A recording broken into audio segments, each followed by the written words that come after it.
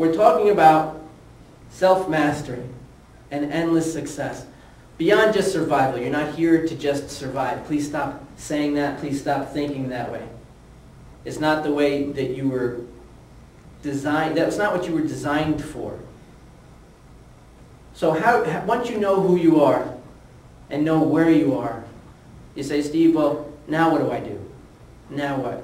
You can follow something like what I call the 4 pillars of success, and that's one of the 5 truths.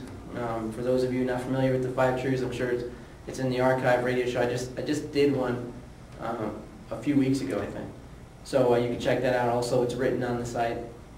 All my information is readily available for you. So the 4 pillars of success are something that throughout my years of coaching, my years of speaking, and I've coached some of the top athletes and continue to coach top athletes and corporate CEOs of some of the most successful companies in the world. And I've, over the years, been refining and improving what I call the 4 pillars of success. And what I noticed is when people succeed, they always have these pillars. Success has to be built on something. And when it's built on something, it needs to be something solid. You don't want to build on sand, right? Well, what I've noticed is when people succeed, they have these 4 pillars, and when they don't succeed, they're missing one of these pillars. I started with like 10 pillars and then realized that really it's 4 of them that you need. The good news is you've used this in the past. The 4 pillars are intent, vision, action, and clarity. And really quick, I'll go over them. Intent is knowing what you want. So many of you are so busy talking about what you don't want that you don't really know what you want. When I ask you, well, what is it you want? Well, I don't want to be living paycheck to paycheck. But that's not a want. That's a don't want. And if you know how the laws of this universe go, how the law of attraction goes, you'll keep getting what you're focusing your energy on.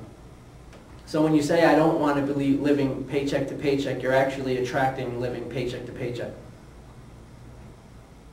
So instead, start focusing on what you do want, a specific intent, not just I want to make more money, but specific amounts.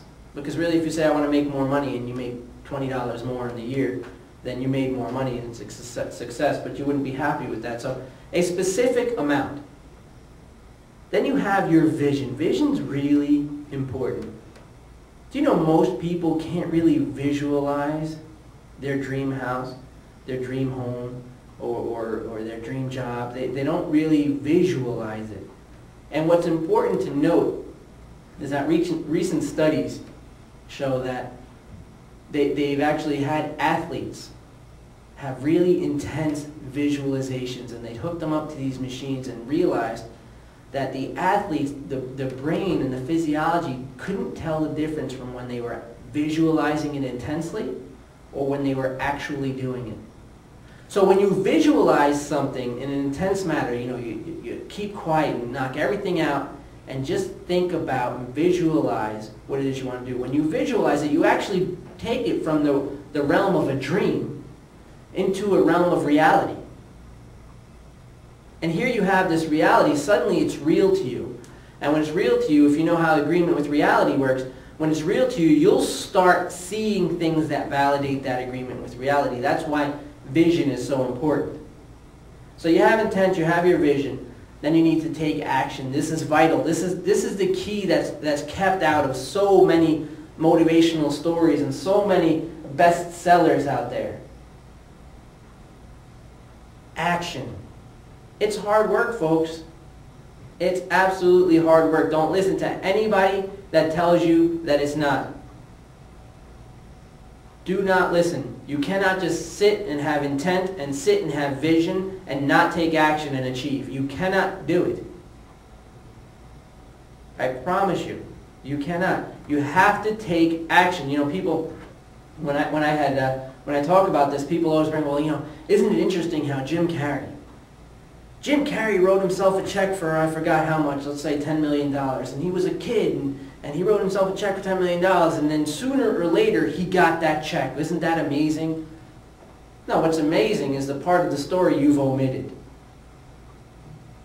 that during that time period from when he wrote himself that check to when he actually received that check, you're leaving out the homelessness, the rejection, the ups and downs, how hard he worked at this audition, that audition, how he was insulted for being too thin or too tall or not tall enough or not thin enough, and for having a weird face and then having too weird of a face and then not weird enough of a face. All the times that he has actually been rejected, and all the times that maybe he had thoughts of suicide, and all the times that maybe he had thoughts of quitting and being rejected. You leave out all the hard stuff. Haven't we done that as a society? We leave out the hard stuff. We try and make it as simple as possible. This is good, this is bad, this is easy, this is hard. But guess what? It takes a lot of hard work, and the person who wrote the book you're probably reading on how to make $1 million without sweating, something like that, that person sweats. I'll tell you now, I travel incessantly doing what I do. It's not easy. It is not easy at all. You go from one state to another, you're speaking with this people, these people. This is how this works. It's not easy. I have a lot of colleagues that do what I do, a lot of very successful colleagues. People who have written bestsellers, national and international bestsellers, and I'll tell you, they are some of the hardest working people I know. Nobody just sits back. They work very hard, they're sweating, they're talking to each other, and guess what they're doing? They're following the 4 pillars of success.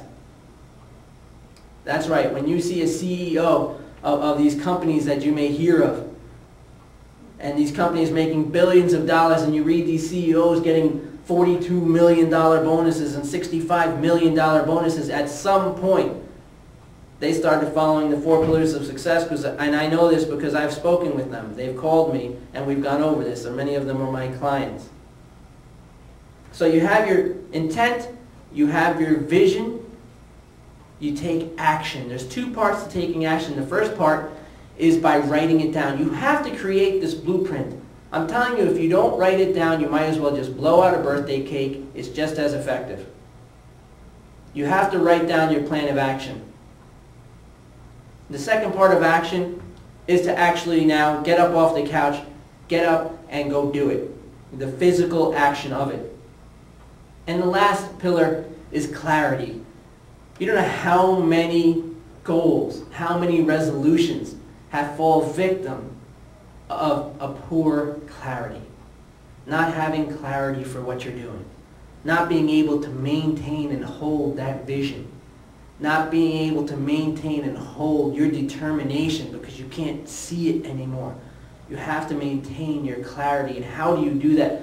Because of the action you took in writing everything down and creating your blueprint.